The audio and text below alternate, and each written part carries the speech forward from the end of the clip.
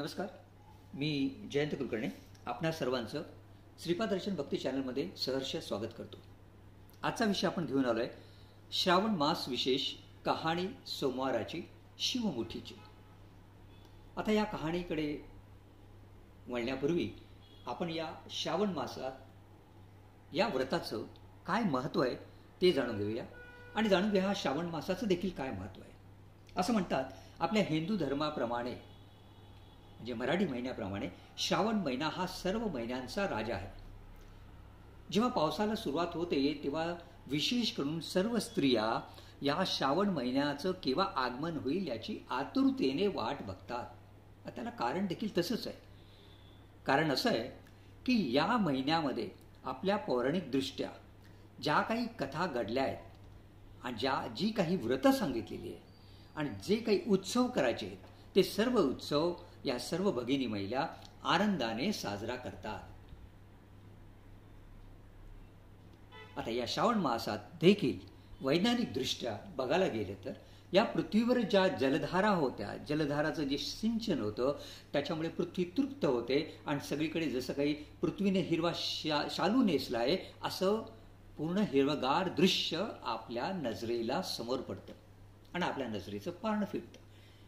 कारण या हिरव्यागार वनराईमध्ये असं म्हणता येईल पक्ष्यांचा कुंजर आपण त्यांचं गायन किंवा कोकिळेचं गायन आपण या सगळ्या गोष्टी ऐकतो.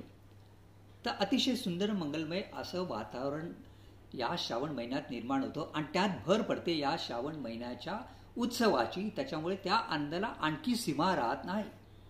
आता या श्रावण महिन्यात कुठले कुठले उत्सव येतात ते या श्रावण महिन्यात जसं म्हटलं की व्रत करण्यासाठी प्रथम हा श्रावणी सोमवार. प्रत्येक श्रावणी सोमवार प्रत्येक स्त्रिया, प्रत्येक पुरुष, प्रत्येक जण मोठ्या भाविकतेने शिवाची पूजा करतात, रुद्राभिषेक करतात, जलाभिषेक करतात, दुधाचा अभिषेक करतात. मंगळवारी असतं ते मंगळागौरी. स्त्रिया जी कोण नववधू आहे तिची मंगळागौर साजरी केली जाते, मोठ्या उत्साहाने साजरी केली जाते. त्यानंतर आपल्याकडे नागपंचमीचा सोहळा येतो, त्याच्यानंतर आपल्याकडे गोकुळ अष्टमीचा सोहळा येतो, दहीहंडी येते. असे विविध सण मोठ्या उत्साहाने सर्वजण साजरे करतात. आता या श्रावण मासाचं असं विशेष काय बरं महत्त्व आहे तर त्यात आपण त्याचं महत्त्व बघूया. आता असं म्हटलं जातं की मृकंडांचा जो मुलगा आहे मार्कंडेय त्यांनी देखील याच महिन्यात शिवाची उपासना केली, तपश्चर्या केली. ते अल्पायुषी होते. त्यामुळे या तपश्चर्या भगवान शिव प्रसन्न झाले आणि असं म्हणता येईल की त्यांना चिरंजीवित्व प्राप्त झालं. ते या श्रावण महिन्यामध्येच. जर तुम्ही सप्त चिरंजीव बघितले त्यामध्ये मार्कंडेय मुनी हे एक सप्त चिरंजीवपैकी एक आहेत. दुसरं विशेष गोष्ट म्हणजे भगवान विष्णू आपल्या आषाढी कार्तिकीनंतर ते योगनिद्रा घेतात आणि या पृथ्वीची संपूर्ण जबाबदारी किंवा उत्तरदायित्व शिवावर सोपवतात. म्हणून असं म्हणतात या श्रावण महिन्यात भगवान शिव स्वतः पृथ्वीवर अवतरित होतात किंवा येतात. त्यामुळे सर्वजण या भगवान शिवाची उपासना करून त्यांचा कृपाशीर्वाद घेतात किंवा त्यांच्या कृपेचा लाभ घेतात. आता विविध व्रतं आपल्याकडे सांगितलेली आहेत. जसं शिवलीलामृताचं व्रत आहे, शिवमुठीचं व्रत आहे. कोणी शिवाची स्तोत्र करतात, जसं म्हणतो कोणी रुद्राभिषेक करतात, लघुरुद्र करतात, महारुद्र करतात, अतिरुद्र करतात. दुसरं कारण सांगितलं गेलं आहे की याच महिन्यामध्ये देवांनी राक्षस, यक्ष, किन्नर या सगळ्यांनी समुद्र मंथन केलं अमृताची प्राप्ती होण्याकरता. आणि त्या समुद्र मंथनातून सर्वात प्रथम हलाहल नावाचं भयंकर विष बाहेर पडलं. त्याच्यामुळे पृथ्वीवर हाहाकार माजला आणि तेच हलाहल विष भगवान शिवाने प्राशन केलं. आणि आपल्याला माहिती आहे की त्यांचा कंठ निळा पडला आणि म्हणून त्यांना नीळकंठ असं नाव पडलं. तर महत्त्वाचं म्हणजे हे हलाहल विष त्यांनी प्राशन केलं म्हणून या पृथ्वीचं आणि आपल्या सर्वांचं रक्षण झालं. अजून एक महत्त्वाची गोष्ट या श्रावण महिन्यात येते आणि ती म्हणजे असं म्हटलं जातं की पार्वतीने देखील भगवान शिवाची तपश्चर्या उपासना याच महिन्यात केली आणि म्हणून तिला भगवान शिवाची प्राप्ती झाली. तर या सगळ्या गोष्टी लक्षात घेता आपण असं म्हणू की या श्रावण महिन्यात जी काही व्रतं सांगितली, जी व्रतवैकल्य सांगितली ती बहुतांशी प्रत्येक स्त्रिया किंवा पुरुष देखील ही व्रतं करतात आणि असं म्हणतात की शिवलोकाची प्राप्ती करून घेतात. आता आपण आजचा जो विषय आहे, कहाणी सोमवाराची शिवमुठीची, याकडे वळूया. आणि आपल्या सर्वांना विनंती करतो की ज्या काही महिला भगिनींना काही त्यांच्या कामाच्या व्याप्तामुळे जर ही कहाणी वाचाव्यास जमली नाही तर त्यांनी या श्रावण महिन्यात नित्य या व्हिडिओचा लाभ घ्यावा, याचं श्रवण करावं, जेणेकरून हे श्रवणाद्वारे हे जे आपल्या कानावर पडतील त्यामुळे असं म्हणता येईल की आपल्याकडनं देखील या भगवान शिवाची उपासना होईल. लक्षात ठेवा, श्रावण महिन्यात श्रवणाला फार मोठं महत्त्व आहे. आपल्या नवविधा भक्तीपैकी श्रवण ही सर्वात प्रथम भक्ती सांगितलेली आहे. चला तर मग आता आपण बोलूया आजच्या विषयाकडे, कहाणी सोमवाराची शिवमुठीची. आटपाट नगर होतं. तिथे एक राजा होता. राजाला 4 सुना होत्या. 3 आवडत्या होत्या, 1 नावडती होती. आवडत्या सुनांचा तो चांगला प्रतिपाळ करी. नावडतीस मात्र तो जेवायला उष्ट पदार्थ देत असे. नेसाला जाडेभरडे कपडे देत असे. राहायला गोठा देत असे. गुराख्याचं काम दिलं. पुढे श्रावण महिना आला. पहिला सोमवार आला आणि ती जी नावडती होती ती रानात गेली. नागकन्या आणि देवकन्यांची तिची भेट झाली. तिने त्यांना विचारलं, बाई कुठे जाता तुम्ही? तेव्हा नागकन्या देवकन्या म्हणाल्या, आम्ही महादेवाच्या देवळात जातो, शिवामूठ वाहतो. त्याने काय होतं? भ्रताराची भक्ती होते, इच्छित कार्य सिद्धीस जातं, मुलं बाळ होतात, नावडती माणसं आवडती होतात, वडील मनुष्यापासून सुखप्राप्ती होते. मग त्यांनी हिला विचारलं, तू कोणाची कोण? तेव्हा ही म्हणाली, मी राजाची सून, तुमच्याबरोबर येते. आणि असं म्हणून ती त्यांच्याबरोबर देवळात गेली. नागकन्या देवकन्या वसा वसू लागल्या. नावडती म्हणाली, का गं बायांनो, वसा वसता? आम्ही शिवामुठीचा वसा वसतो. त्या वशाला काय करावं? मूठ चिमूट तांदूळ घ्यावे. मूठ चिमूट तांदूळ घ्यावे. शिवराई सुपारी घ्यावी. गंध फूल घ्यावं. 2 पेलाची पानं घ्यावी. मनोभावे पूजा करावी.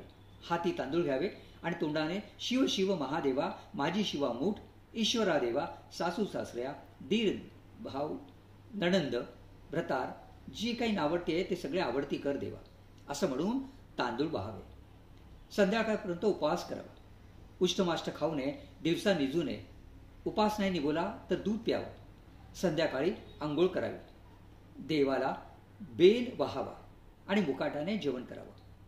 असं हे व्रत 5 वर्ष करावं.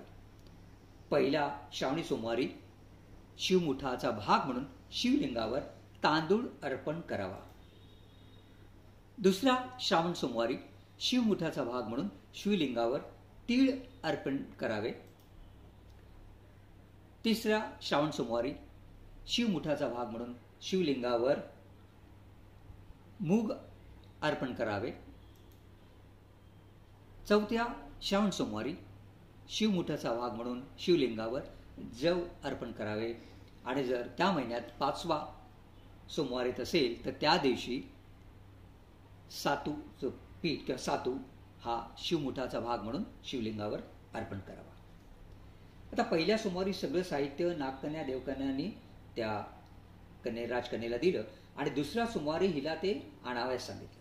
त्या दिवशी हिने मनोभावे पूजा केली. सारा दिवस उपवास केला. जावा आनंदाने उष्टमाष्ट पान दिलं, पण तिने ते गाईला घातलं. शंकराची आराधना केली आणि दूध पिऊन निजून राहिली. पुढे दुसरा सोमवार आला. नावडतीने घरातून सर्व सामान मागून घेतलं. पुढे रानात जाऊन नागकन्येबरोबर मनोभावे पूजा केली आणि भगवान शिवाला म्हणाली, हे शिवा, हे महादेवा, माझी शिवा मूठ, ईश्वर देवा, सासू सासरे, दीर भाव, नणंद, भ्रतार, जे काही नावडते ते आवडती कर रे देवा, असं म्हणून तिने तीळ वाहिले. सारा दिवस उपवास केला. शंकराला बेल वाहिला. दूध पिऊन निजून राहिली. संध्याकाळी सासू सासऱ्याने विचारलं, तुझा देव कुठे आहे? तेव्हा नावडतीने जबाब दिला, माझा देव फार लांब आहे, वाट कठीण आहे, काटे कुठे आहेत, साप आहेत, वाघ आहेत, तिथे माझा देव आहे. मग पुढे तिसरा सोमवार आला. पूजेचं सामान घेतलं. देवाला जाऊ लागले. तेव्हा घरची माणसं मागे येऊ लागली. नावडते तुझा देव दाखवा मला असं म्हणू लागले. नावडतीला रोजचा सराव होता. तिला काही वाटलं नाही. काट्याकुटातून ती चालत राहिली. नावडतीला दया आली. आज रानात कशी अशी येत असेल कोण जाणे. नावडतीला चिंता पडली. देवाची प्रार्थना केली. देवाला तिची करुणा आली. नागकन्या, देवकन्या या सर्वांनी ते देऊळ सुवर्णाचं केलं. रत्नजडीत खांब झाले. हंड्या झुंबर लागली. स्वयंभू महादेवाची पिंड झाली. सगळ्यांनी देवाचं दर्शन घेतलं. नावडती पूजा करू लागली. गंध फुलं वाहू लागली. नंतर मुख घेऊन शिवा शिवा महादेवा माझी शिवा मूठ ईश्वर देवा सासू सासरे दीन निर्णन या सर्वांना जे नावडतीये ते आवडती कर रे देवा असं म्हणून शिवाला वाहिले. राजाला मोठा आनंद झाला. नावडतीवर प्रेम वाढलं. तिला दागदागिने दिले. खुंटीवर पागोटं ठेवून तळ पाहायला राजा गेला. नावडतीची पूजा झाली. पूजा झाल्यावर सगळी माणसं बाहेर आली. इकडे पाहतो तर काय देऊळ अदृश्य झालं. राजा परत आला. माझं पागोटं देवळी राहिलं. देवळाकडे आणायला गेला. तो पाहतो तर काय तिथे एक लहान देऊळ, तिथे एक शंकराची पिंड आणि वर अर्पण केलेली सर्व पूजा त्याने पाहिली. पण जवळ त्याला खुंटीवर आपलं पागोटं दिसलं. तेव्हा त्याने सुनेला विचारलं हे असं कसं झालं. तेव्हा ती सून म्हणाली माझा गरिबाचा हाच देव आहे. मी देवाची प्रार्थना केली आणि त्यांनी तुम्हाला दर्शन दिलं. तर या सुनेमुळे आपल्याला देव भेटला म्हणून राजाला अतिशय आनंद झाला. आणि असं म्हणतात त्या नावडतीला राजाने मोठ्या दिमागात हौसाने पालखीत बसून घरी आणलं आणि ही जी नावडती होती ती आवडती झाली. आता असं म्हटलं जातं की भगवान शिव तिच्या प्रसन्न झाले आणि त्या भगवान शिवांच्या कृपेमुळे हे सर्व काही घडून आलं. तर जसा भगवान शिव तिच्या प्रसन्न झाले तसेच भगवान शिव हे तुम्हा मार हो ही 60 उत्तराची कहाणी 5 उत्तरी सुफळ संपूर्ण अशी ही कहाणी आहे भगवान शिवाची. आशा करतो आपल्याला ही मनपूर्वक ऐकल्याने श्रवण केल्याने जरूर आनंद होईल आणि आपली ही उपासना आपल्याकडून घडेल आणि आपल्यावर देखील या शिवाची कृपा हो अशी मी भगवान शिवावर प्रार्थना करतो, इच्छा व्यक्त करतो आणि माझ्या शब्दांना इथे पूर्णविराम देतो. ओम नमः शिवाय. ओम नमः शिवाय. ओम नमः शिवाय.